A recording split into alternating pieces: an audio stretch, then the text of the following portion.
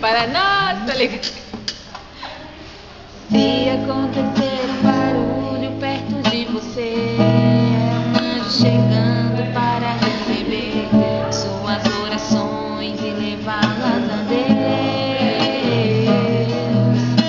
Então abra o seu coração e comece a louvar. Sinta o vento dos céus que derrama no altar. Sua bênção já vem e você vai levar.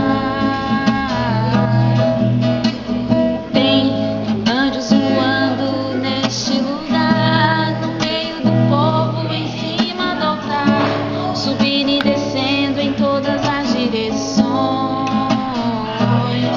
Não sei se a igreja subiu ou se o céu desceu.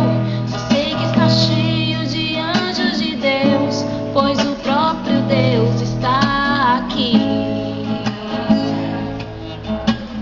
Quando os anjos passeiam, a igreja se alegra. Ela pula, ela vibra, ela chora e congrega. Enfrenta o inferno e expulsa o mar.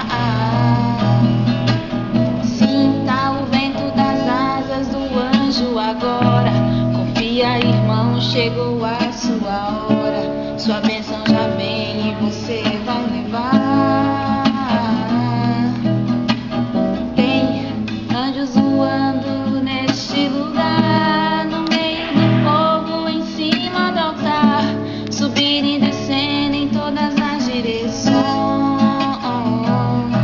Não sei se a igreja subiu ou se o céu desceu. Só sei que está cheio de anjos de Deus, pois o próprio Deus está aqui. Oh, aleluia! Já acho que eu tô na igreja, né?